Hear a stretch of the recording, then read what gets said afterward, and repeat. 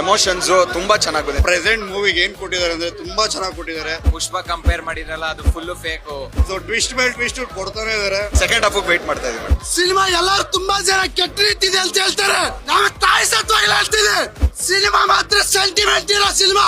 ಯಾವ ಒಂದು ಕನ್ನಡ ಸಿನಿಮಾಗೆ ಬೆಲೆ ಕೊಡದು ಮಾತಾಡ್ತಾನೋ ಅವನಿಗೆ ತಕ್ಕೂತ್ರ ಕನ್ನಡಿಗನಿಂದ. ಫಿಲಂ ಚೆನ್ನಾಗಿದೆ ಮೇಡಮ್, ತುಂಬಾ ಚೆನ್ನಾಗಿದೆ. ಇಂಟರ್ವ್ಯೂ ಆದ್ಮೇಲೆ ನೋಡ್ಬೇಕಂತ ವೇಟಿಂಗ್. ಆಕ್ಚುಲಿ ಮೂವಿ ಅಂದ್ರೆ ನೆಕ್ಸ್ಟ್ ಲೆವೆಲ್ ಇದೆ. ನಾವು ಏನ್ ವೆಯ್ಟ್ ಮಾಡ್ತಾ ಇದೀವಿ ನೆಕ್ಸ್ಟ್ ಪಾರ್ಟ್ಗೆ.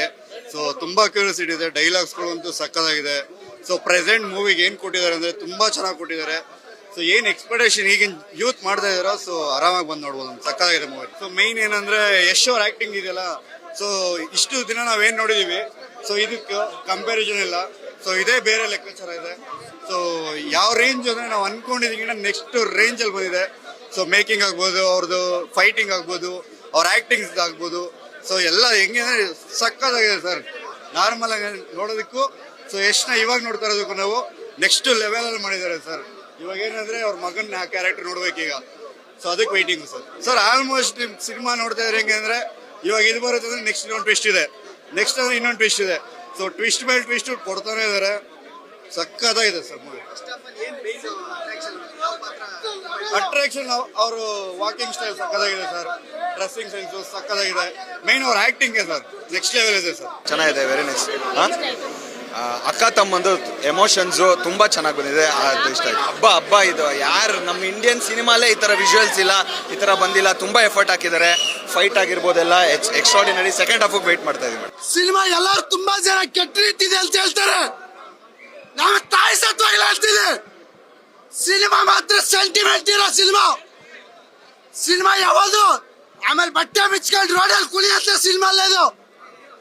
ಒಂದು ಅಣ್ಣ ತಂಗಿ ಅಕ್ಕ ತಮ್ಮನ್ ಬಾಂಧವ್ಯ ಇರೋ ಸಿನಿಮಾ ಇದು. ರಾಖಿ ಹಬ್ಬ ಬರ್ತಾ ಇದೆ. ಅಣ್ಣ ತಂಗಿ ಬಾಂಧವ್ಯ ಹೆಂಗಿರ್ಬೇಕಂತ ಹೇಳ್ಕೊಟ್ಟವ್ರೆ. ಜೀವ ರಕ್ತ ಸಂಬಂಧಕ್ಕೆ ಜೀವನ ಕೊಡ್ತಾರೆ. ಅದು ರಕ್ತದಲ್ಲೆಲ್ಲ ಬಂದಿರ್ತದೆ.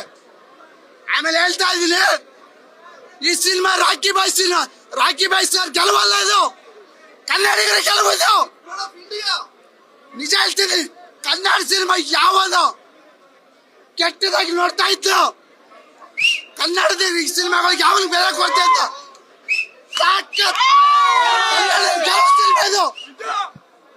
ಇದು ಎಲ್ಲರಿಗೂ ಅನ್ವೇಷ. ನಿಜವಾಗ್ಲೂ ಹೇಳ್ತೀನಿ, ಎಲ್ಲಾ ಸಿನಿಮಾಗಳು ಗೌರವಿಸ್ತೀನಿ.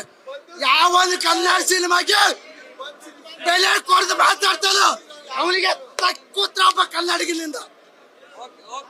ತಪ್ಪಾಗಿ ಭಾವಿಸ್ಬೇಡಿ, ತುಂಬಾ ಚೆನ್ನಾಗಿದೆ ಸಿನಿಮಾ. ಒಂದು ಥಿಯೇಟರ್ಗೆ ಬಂದ ಸಿನಿಮಾ.